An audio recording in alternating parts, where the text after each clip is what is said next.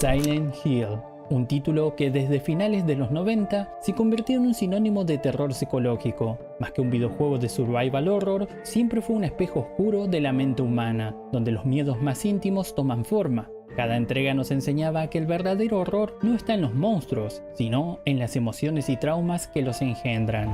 Silent Hill F no solo cambia la ubicación y la época, sino que abraza un terror muy característico del folclore japonés, un terror que puede ser tan hermoso como perturbador, con paisajes impregnados de misterio y horrores disfrazados de divinidad, y aunque presenta elementos nuevos, la esencia de lo que representa Silent Hill sigue intacta.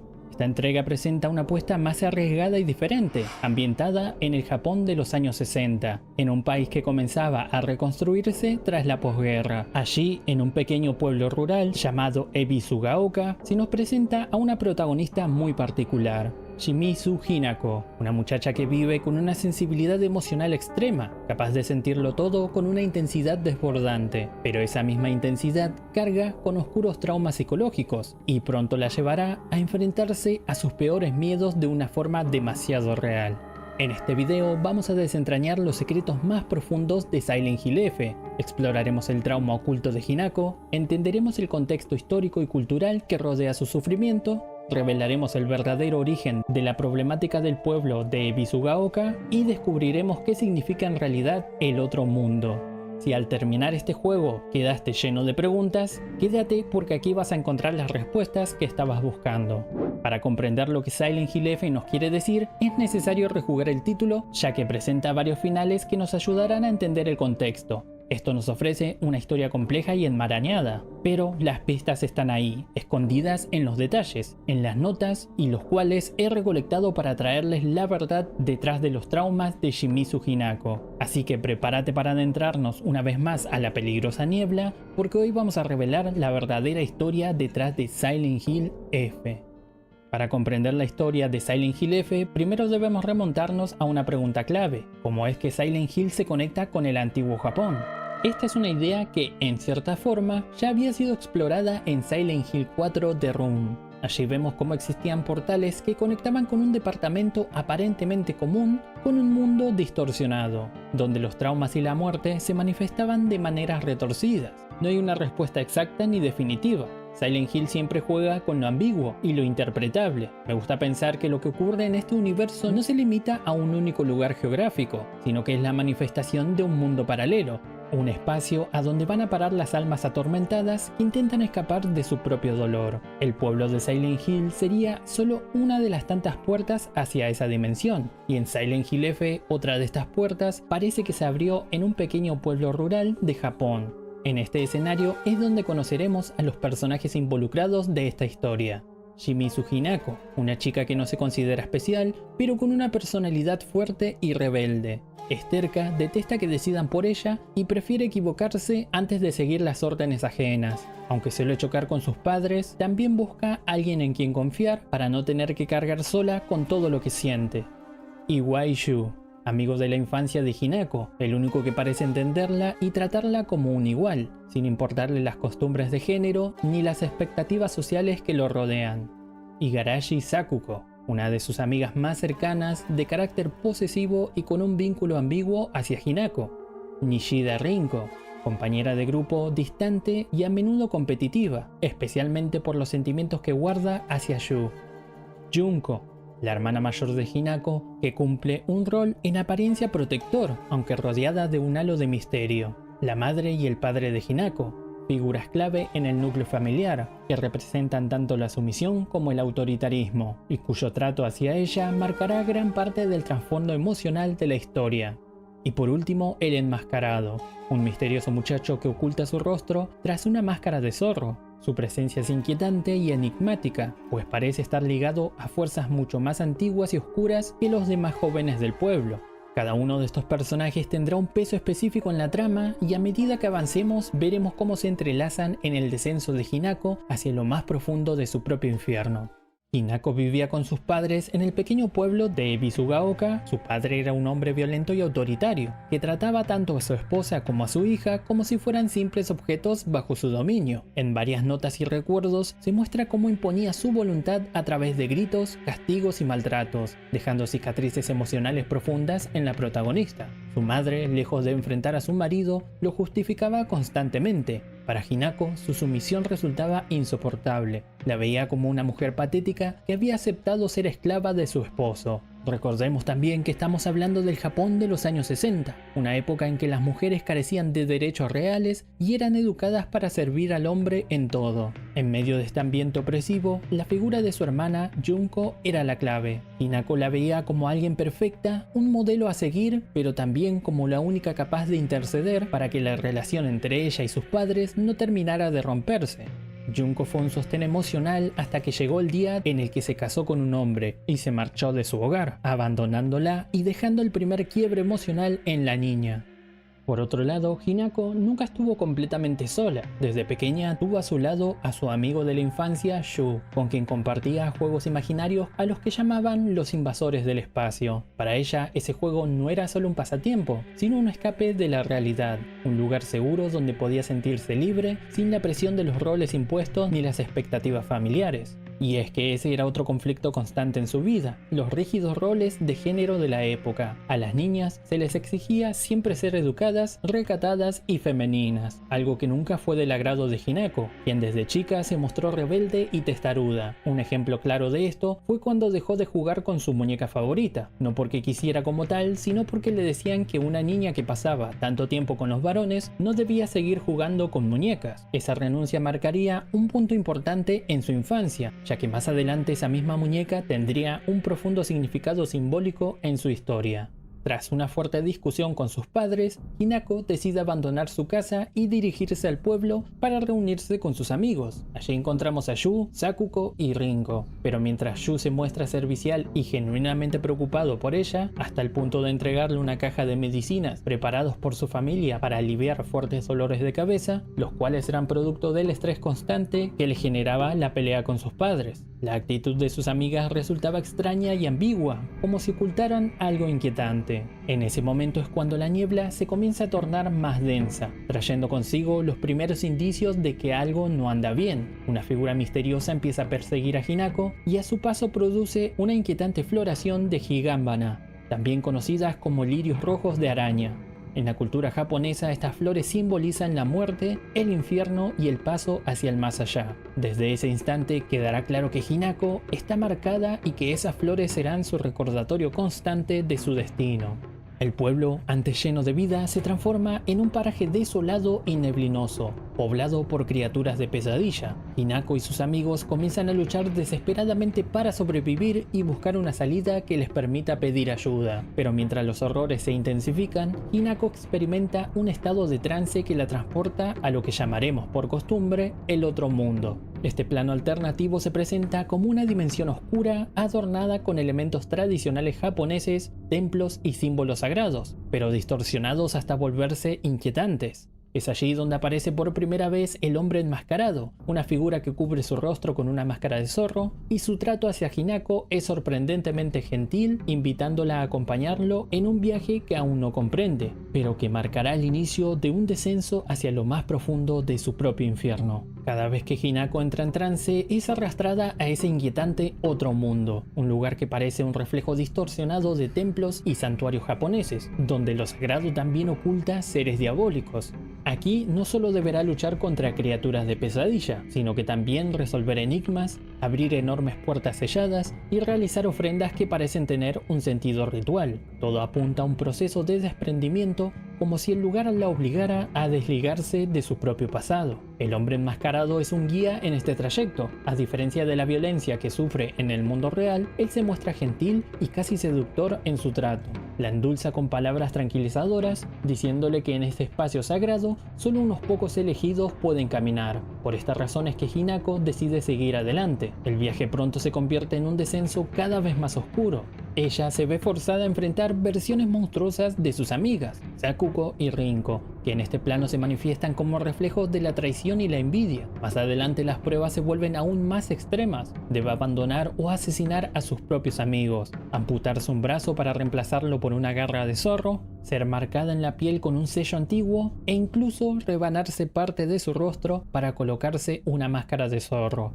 Todo esto para luego terminar su metamorfosis y matar a lo único que la liga a este plano terrestre, sus padres. Cada uno de estos actos son parte de una transformación, un proceso de mutación hacia una forma divina destinada a consumar su unión con el enmascarado. Este camino no es solo físico, sino profundamente simbólico. Cada sacrificio representa una renuncia a sus vínculos, a su identidad y en última instancia a su humanidad. Es la construcción forzada de una novia perfecta, destinada a perder todo para pertenecer por completo a otro hombre. Pero para comprender este viaje debemos conocer el contexto. Como ya vimos, Hinako se mueve entre dos planos, el mundo neblinoso, que representa su lucha por sobrevivir, donde todavía conserva su rebeldía y su deseo de vivir, y el mundo oscuro, cargado de templos y símbolos que representan la resignación, la parte de Hinako que acepta someterse al destino que otros trazaron por ella. Hay que destacar que si bien este viaje parece ocurrir simultáneamente entre las dos versiones, la verdad es que Hinako del mundo oscuro comienza su transformación mucho antes, empezando a perseguir a su contraparte casi desde los primeros minutos de haber llegado al pueblo. En este doble trayecto descubrimos no solo sus traumas familiares, sino también la verdadera cara de sus supuestos amigos. Sakuko es la primera en mostrar su sombra, una muchacha marcada por la soledad que cuando conoció a Hinako le hizo prometerle que jamás la abandonaría, hasta tal punto de escribir en notas en donde dice que se vengará si ella se le ocurría romper dicha promesa. Pero su inseguridad era tan grande que empezó a creer que todos hablaban mal de ella a sus espaldas, incluso su amiga Hinako. En las notas que encontramos se refleja un odio creciente. Llega a nombrar a su conejo Hinako y dice que le cortará las patas, proyectando su rencor contra este animal. En el otro mundo su condena es irónica y cruel. Hinako la abandona en la oscuridad eterna, justo aquello que más temía.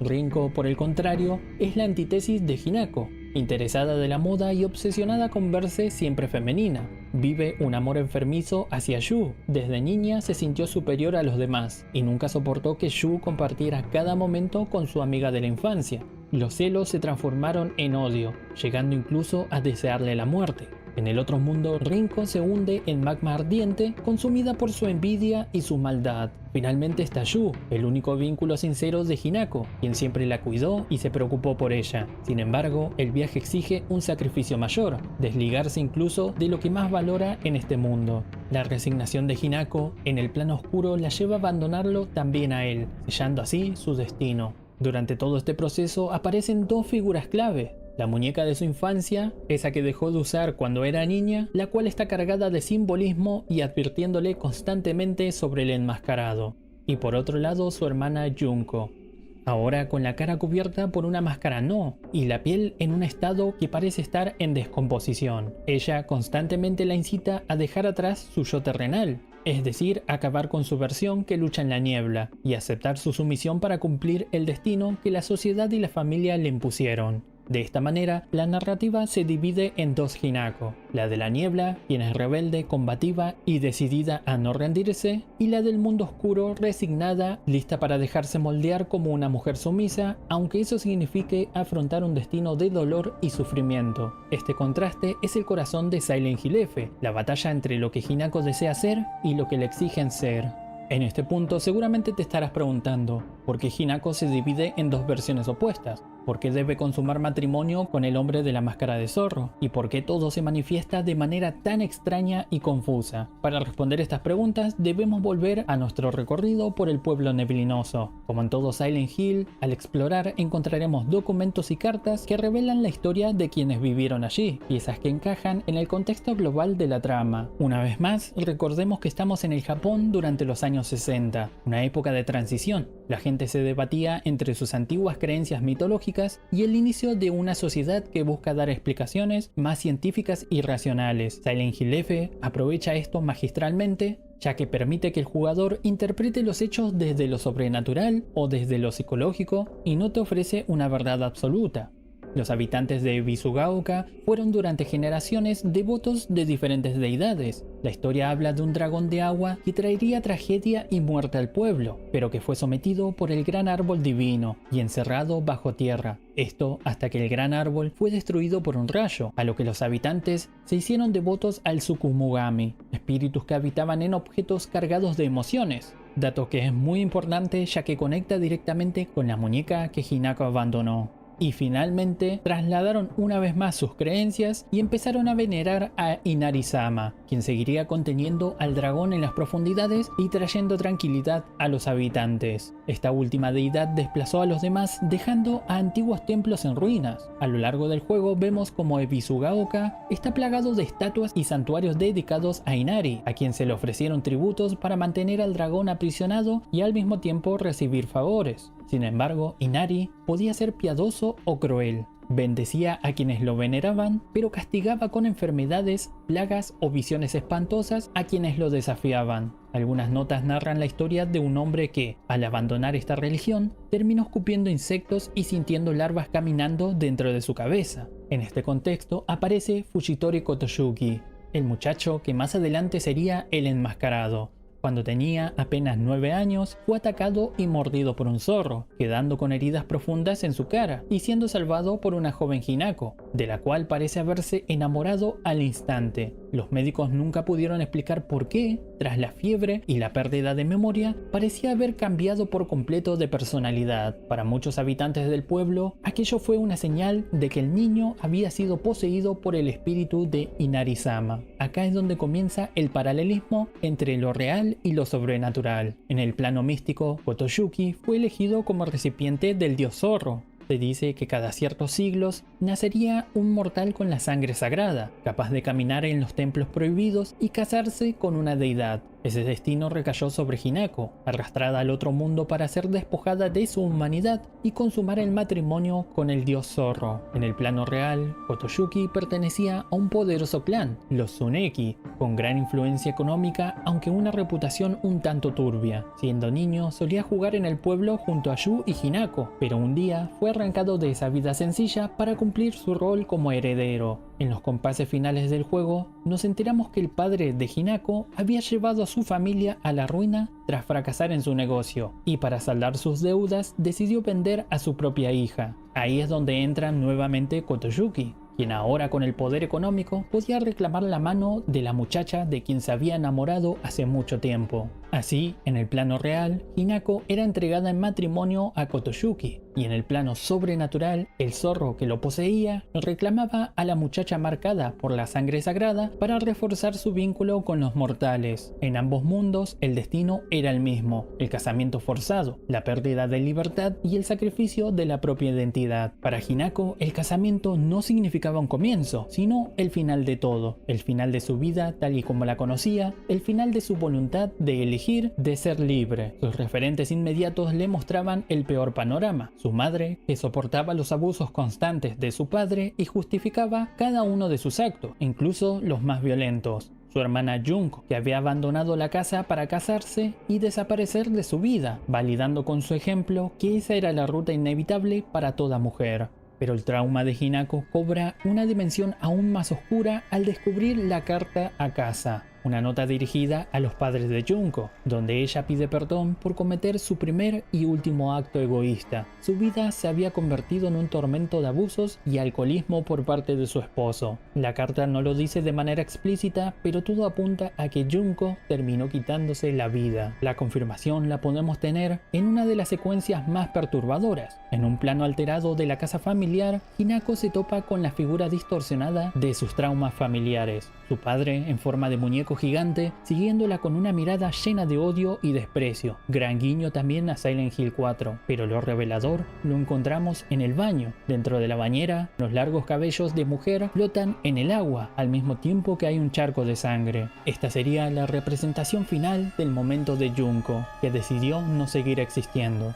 Esto toma aún más coherencia cuando vemos que desde el inicio su rostro aparece manchado con tinta en el cuaderno de Hinako, y más tarde su aparición en el otro mundo, con la máscara No, confirma que ya no pertenece al plano de los vivos. Esto refuerza un fuerte trauma: ser vendida por su padre, ser obligada a casarse con alguien a quien no ama, abandonar su hogar, sus amigos y su esencia misma. En otras palabras, aceptar el matrimonio equivale a aceptar la muerte. Por esta razón es que su psique se divide en las dos versiones. El enfrentamiento final es justamente la materialización de este conflicto, una batalla épica entre ambas versiones, entre la voluntad de seguir viva y la redención absoluta. Lo que resulte de este choque interno será lo que determine el desenlace de esta historia.